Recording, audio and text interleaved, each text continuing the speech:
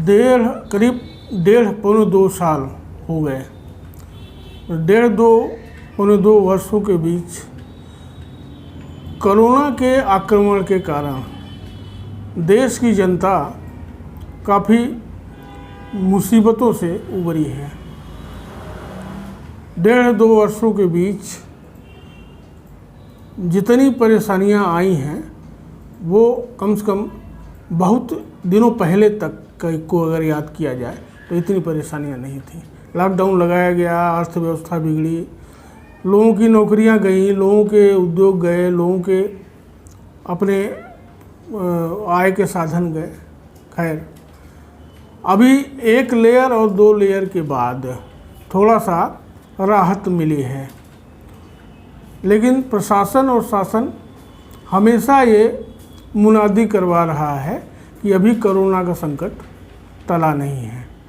शासन के निर्देशों के अनुसार अभी भी यह हिदायत है कि आप भीड़ भाड़ इलाकों में न रहें, भीड़ न लगाएं, मास्क लगा के रहें, क्योंकि कोरोना अभी है, कोरोना अभी गया नहीं है।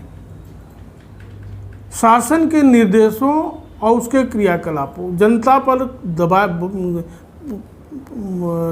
पर जो दबाव बनाया जा रहा है, इसके ठीक विपरीत शासकीय कामों में शासकीय निर्देशों का उल्लंघन होते हुए दिखाई दे रहा है। विपरीत दशा साफ साफ दिखाई दे रही है। मैं आपको बताना चाहता हूँ कि अभी चंद दिनों पहले इसी वातावरण में कोरोना के इसी संभावित संकटों के बीच मुख्यमंत्री जी का सिंगरौली ज़िले में आगमन हुआ था। मुख्यमंत्री श्री शिवराज सिंह चौहान सिंगरौली ज़िले की चितरंगी तहसील में आए हुए थे और वहाँ उन्होंने चितरंगी को और ज़िले को कई सौगातें दी। इस कार्यक्रम के दौरान पूरी भारतीय जनता पार्टी तथा ज़िले का प्रशासन उनके कार्यक्रम में जनता को लाने के लिए पूरे मनोयोग से लग गया था। कोरोना काल है, भीड़ भाड़ से बचें, ये शासन का निर्देश है। लेकिन यहाँ गांव में, पंचायतों में, शहरों में, कस्बों में बसें भेजी गई थी और बसों में और भी अन्य साधनों में, वाहनों में लाद करके और चितरंगी उनको लाया गया, खाने का पैकेट दिया गया। बताते यहाँ तक हैं कि पर हेड 200-200 रुपये भी बांटे गए। किसने बांटा ये नहीं पता, लेकिन ये चर्चाओं में है। ले दे करके मुख्यमंत्री श्री शिवराज सिंह चौहान की आम सभा में चितरंगी में 2-2, 3-3 पंडाल लगाए गए और ठूस ठूस कर हजारों की जनता को भरा गया। घंटों चले आम सभा और उनके उद्बोधन के दौरान आप देख सकते हैं कि कितनी भीड़ है और कितने लोगों ने मास्क लगाया हुआ है। कार्यक्रम में जाने के समय, पंडाल में बैठने के समय जो भेड़िया धसान थी, उससे कहीं कार्यक्रम ख़त्म हो जाने के बाद कार्यक्रम से, पंडाल से निकलकर सड़कों से अपने गंतव्य, अपने घरों तक जाने में वही उससे बड़ी भेड़िया धसान थी। तो शासन कह रहा है कि भीड़ भाड़ में न रहें, मास्क लगाएं, त्यौहार अपने घरों में मनाएं। लेकिन जब मुख्यमंत्री आए तो सब लोग वहाँ जम जाएं। हजारों, 10 हजार की भीड़ थी और उस समय यहाँ का प्रशासन, यहाँ का पूरा तंत्र उस व्यवस्था को अच्छे ढंग से करवाने में लगा हुआ था। उसका ये नहीं ध्यान था कि कोरोना अभी जिंदा है, वापस आ सकता है। मैं आपसे बात कर रहा था कि शासन का निर्देश है, प्रशासन से कन्वे कर रहा है कि आप अपने त्योहारों को अपने घरों में मनाएं। अभी विजयदशमी का त्यौहार पड़ा था। ये बहुत बड़ा पर्व है हिंदुओं का। इसमें प्रशासन ने पूरी ताकत झोंकी कि कहीं भी किसी भी समारोह में भीड़ न इकट्ठा हो, पंडालों में भीड़ न इकट्ठा हो, कम से कम लोग जाएं। जिससे कि कोरोना न हो। नतीजा ये रहा कि जहाँ जहाँ भी पंडाल लगे थे वहाँ वहाँ सूना सूना था और लोगों ने रावण को जलाने की परंपरागत जो त्यौहार है, रावण को जलाने की जो क्रिया है, उसकी पूरी तैयारी कर ली थी।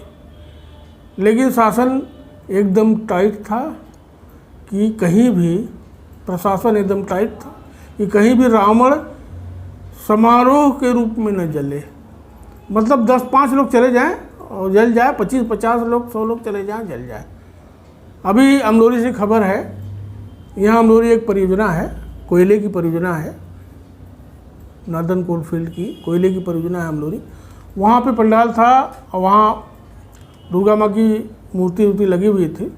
वहीं पर जो परंपरागत ढंग से माने दशकों से यहाँ रावण जलाया जाता था, वहाँ लोगों ने तैयारी की, आसपास के लोग इकट्ठा हुए और जहाँ रावण के जलने की तैयारी हो ही रही थी कि तुरंत नवानगर की पुलिस पहुंची लाव लश्कर लेकर के और उसने बंद करवा दिया। वहीं पर यहाँ भी देखिए एक विरोधाभास नज़र आ रहा है। उसी दिन यहाँ हिंडाल्को इंडस्ट्रीज लिमिटेड है बरगवा में, इसी ज़िले के अंदर, वो यहाँ उद्योग उनका चल रहा है, पावर प्लांट भी छोटा सा उनका। वहाँ पे उन्होंने आयोजन किया रावण के जलने का। निर्देश ये है कि कम से कम लोग रहें, एक औपचारिकता निभाई जाए परंपरा की। वहाँ माननीय कलेक्टर साहब भी गए हुए थे, उनके हाथ से रावण को मुखाग्नि दी गई वहाँ पे। लेकिन आप देख सकते हैं कि हिंडाल्को के इस कार्यक्रम में कितनी भीड़ है। क्यों? उद्योग के घराना है, घरानों से सॉफ्ट कॉर्नर क्यों, और आम जनता के आयोजन में कड़ाई क्यों? ये विरोधाभास यहाँ भी देखा गया कि रावण को वहाँ विधिवत जलाया गया।